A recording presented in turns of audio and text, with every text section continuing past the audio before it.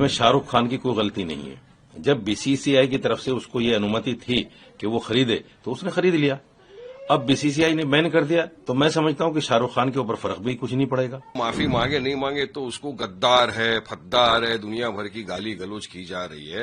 ये शाहरुख खान वही है जो इनके साथ ही थे। शाहरुख खान तो एक इंटरनेशनल फिल्म पर्सनालिटी है।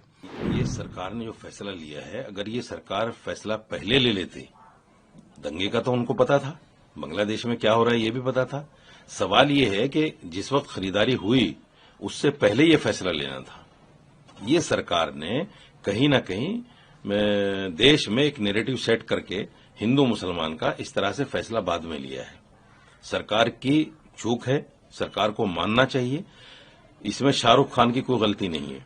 जब बीसीसीआई की तरफ से उसको ये अनुमति थी कि वो खरीदे तो उसने खरीद लिया। अब बीसीसीआई ने बैन कर दिया तो मैं समझता हूं कि शाहरुख खान के ऊपर फर्क भी कुछ नहीं पड़ेगा, कोई फर्क नहीं पड़ेगा, क्योंकि शाहरुख खान है। वो उसकी वजह से हिंदुस्तान की फिल्मों को जो तमाम दुनिया में देखा जाता है वो एक बड़ा चेहरा है आज के वक्त में। पहले भी लोग थे, आज के वक्त में बड़ा चेहरा है। और हिंदुस्तान की जीडीपी में जो रोल है शाहरुख खान का, उस रोल को भी लोगों को समझना चाहिए। ये इस तरह की बकवास करना कि शाहरुख खान गद्दार है, शाहरुख खान ये है, मुसलमान था इसलिए गद्दार कह दिया। अगर कोई हिंदू एक्टर होता उसको गद्दार बोल के दिखाते, पता चल जाता औकात का क्या है। लेकिन मुसलमानों को टारगेट करना बहुत आसान है और ये मैं समझता हूं कि सरकार का फेलियर है। सरकार को पहले ही इस पर फैसला लेना चाहिए था। ये फैसला जो लिया है ये अपना वोट बैंक साधने के बाद लिया है।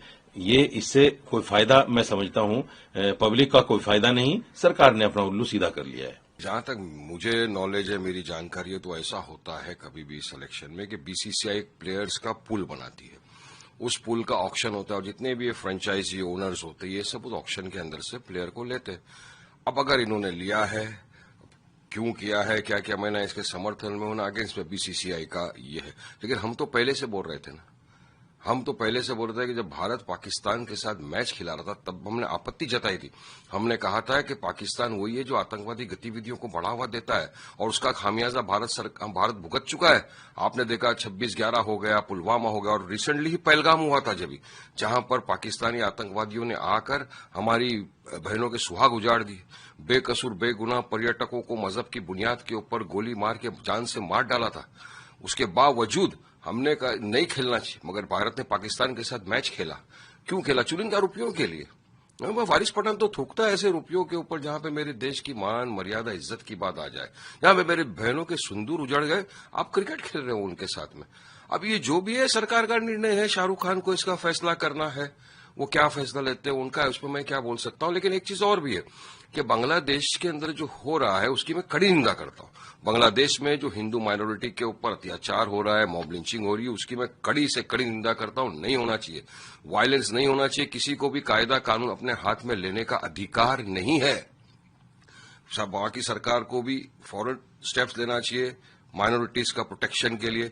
वहीं पर आप देखिए भारत में भी होता है, भारत के अंदर भी मॉब लिंचिंग होती है। मुसलमानों की बेगुनाहों को जेएसआर के नाम पे कभी मार दिया जाता है, कभी गाय के झूठे इल्जाम लगाकर उनको मॉब लिंचिंग कर दी जाती है।